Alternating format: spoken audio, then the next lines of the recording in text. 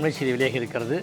கள்ளக்குறிச்சி சங்கராபுரம் அருகே திருமண நிகழ்ச்சிக்காக சென்றுவிட்டு சென்னை திரும்பிய கார் விபத்தில் சிக்கியிருக்கிறது.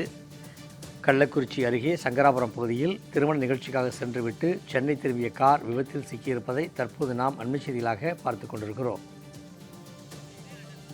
இது தொடர்பான கூடுதல் விவரங்களை தெரிவிக்கிறார் நமது செய்தியாளர் இளையராஜா. இளையராஜா, கள்ளக்குறிச்சி அருகே நடந்த விபத்து குறித்த கூடுதல் விவரங்களை பதிவிடுங்க. வணக்கம் சண்முகவேல்.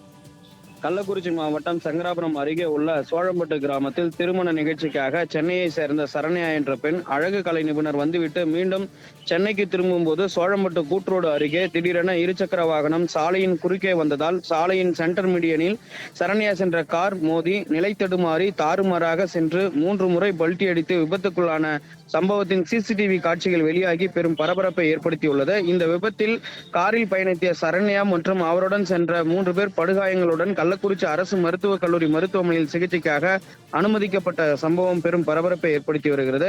மேலும் இந்த விபத்து குறித்து சிசிடிவி காட்சிகளை கைப்பற்றி சங்கராபுரம் காவல்துறையினர் விசாரணை மேற்கொண்டு வருகின்றனர். மேலும் இந்த சிசிடிவி காட்சிகள் வெளியாகி பெரும் பரபரப்பை ஏற்படுத்தியுள்ளது. சண்முகவேல், கூடுதல் விவரங்களை வழங்கியமைக்கு நன்றி இளையராஜா.